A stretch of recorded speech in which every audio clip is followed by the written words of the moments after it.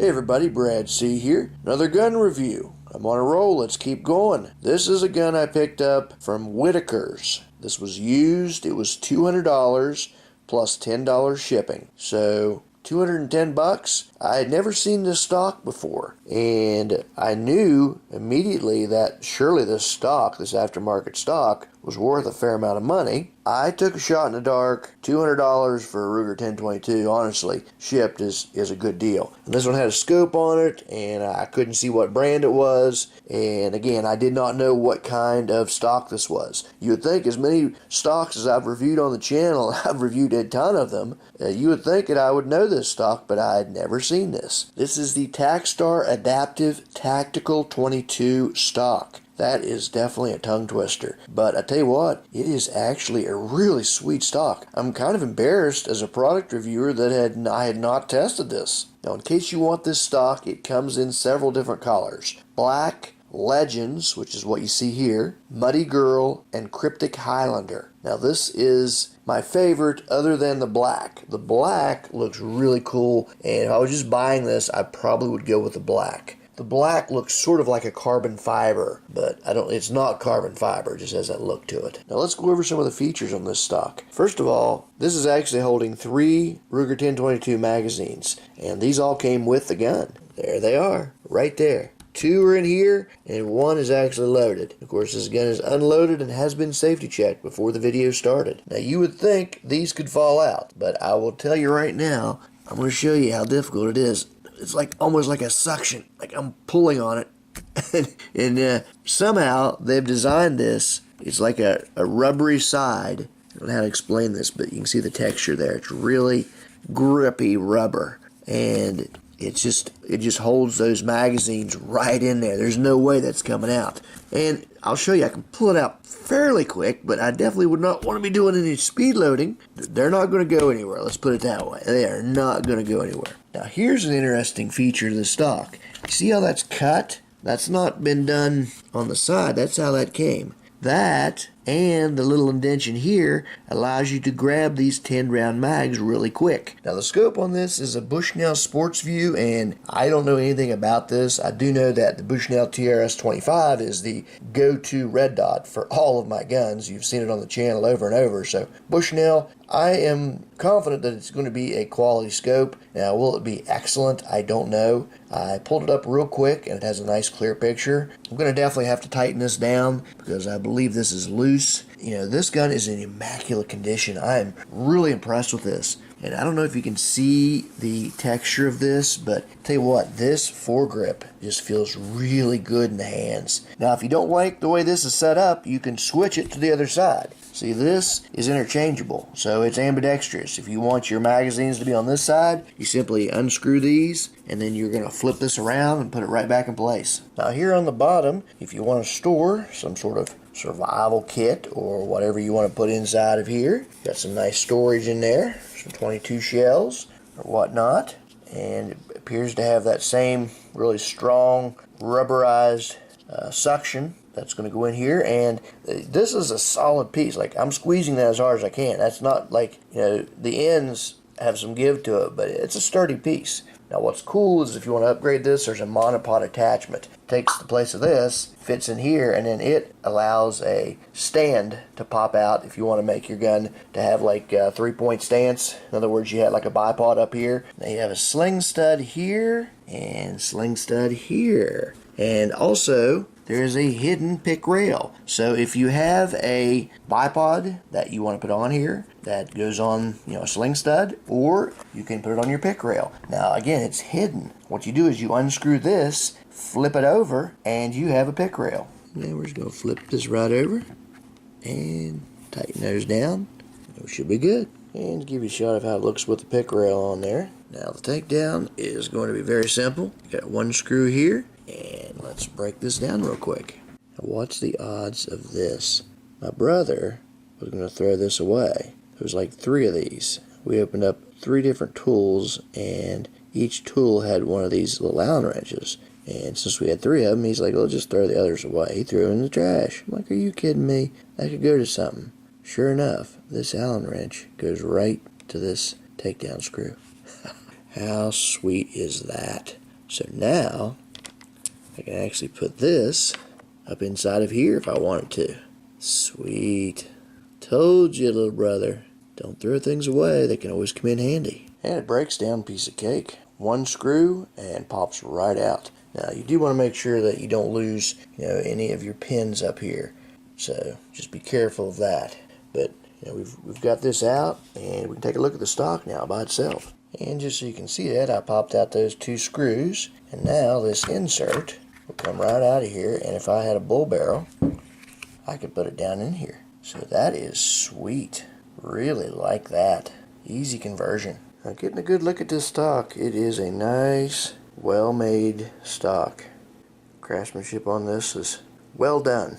Now there's a couple things that I would recommend. I mean, if I were building this, and I could not build this, let me just say that, but I'll nitpick at the person that did. I would have made the screws all take the same Allen wrench, and they could have all have taken, this takedown wrench right here.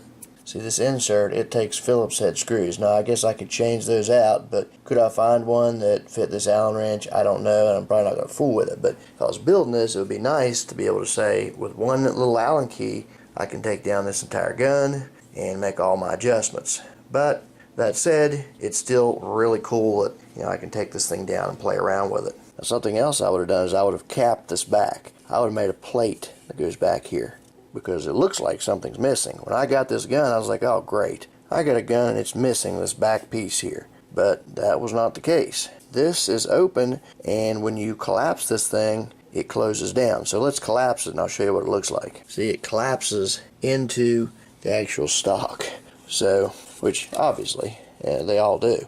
But there should be something on the back here that covers this. Now, that said, it's not a big problem, and if I wanted to, interestingly enough, I could get a tube that would, or I should say a cap, that would cork the end of this, and I could actually put stuff inside of here if I wanted to put something inside there and then cork it down, and you have, sort of like a little stash, survival stash, whatever you want to call it. Just a little place to put something. So it's pretty cool that even from an aesthetic standpoint, that might be negative, you can actually use that space. Now this is adjustable, of course, and it adjusts 4 inches back. So if you want to give yourself an additional 4 inches of pull, you can do it. And of course it's got different spots, just like any other AR platform, that would be able to allow it to lock into place. So whatever place you like it. Now another gripe of mine is a wobbly stock. Now luckily when you collapse this thing all the way down, there's hardly any wobble to it. I mean, it's really solid. But as you start going out, see, it's starting to wobble. Just a little. There's a lot.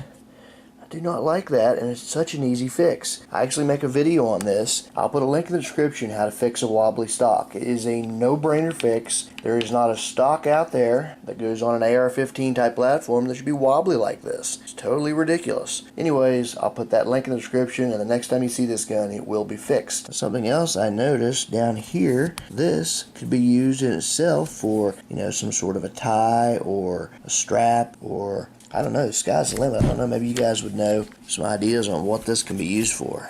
I mean, I guess maybe just a real quick makeshift sling. I don't know. I mean, the sling stud's right here, but I don't know. I was thinking earlier I might be able to devise a way to put an Allen wrench in there. Not this one, that doesn't make sense, but one that would fit in there to where it would be my Allen wrench to take this down. But I think the better choice would be some sort of foam insert or whatever that would hold it up in here. Just really nice to be able to take this thing down in the field anytime you'd want to. Love the texturing of the stock. Just feels so good to the touch of the hands. And I tell you what, it is becoming one of my favorite stocks, and I have yet to shoot this. That's crazy, but it's just so cool the way it breaks down and takes down in places. Pretty comical. I had a couple of shoes propping this thing up trying to work on it, and I was like, wait a minute, I've actually got one of those really nice tipped in vices. So yeah, we haven't got that. A little bit easier to put this back together. Now when you put this back in, obviously make sure you get this tapered end out here in the front, and you'll see this real thin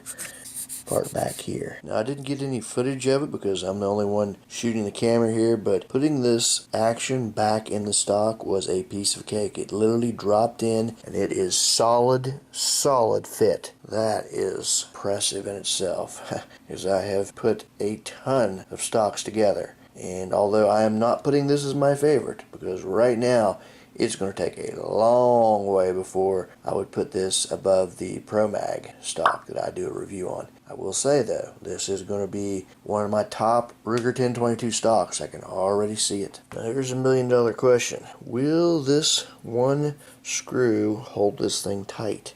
And you can see here just a little bit of play there in that barrel. So I am wondering if this is going to hold zero.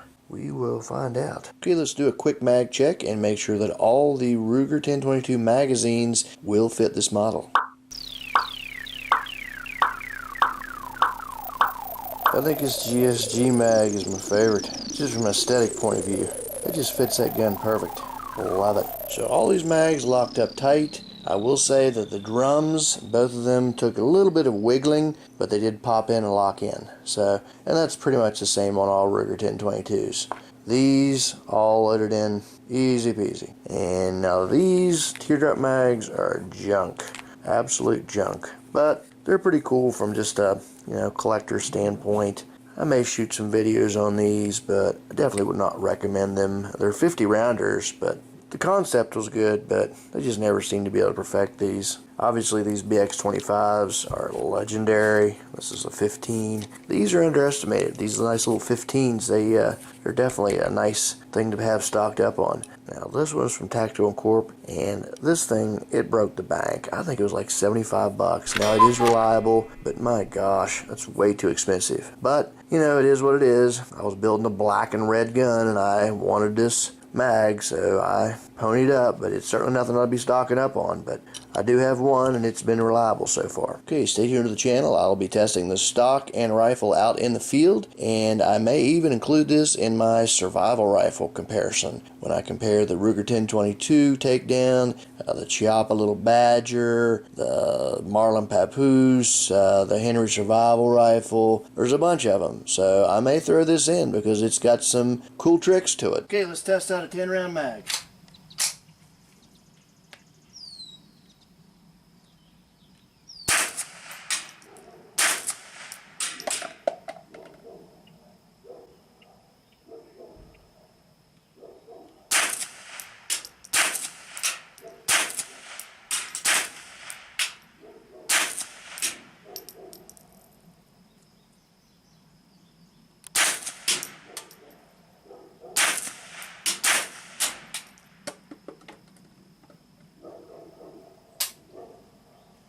Alright, cycled good. Looks like the sights are a little bit off. All I did when I got there was just tighten these down, so haven't sighted in yet. Don't have time today. Okay, let's try this Tactical Corp.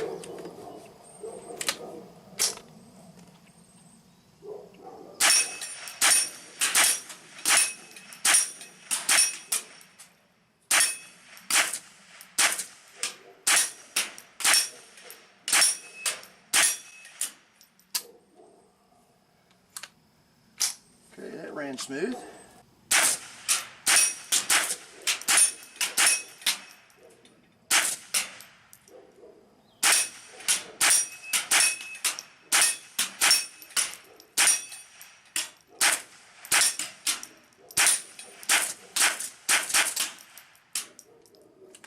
Okay, ran clean.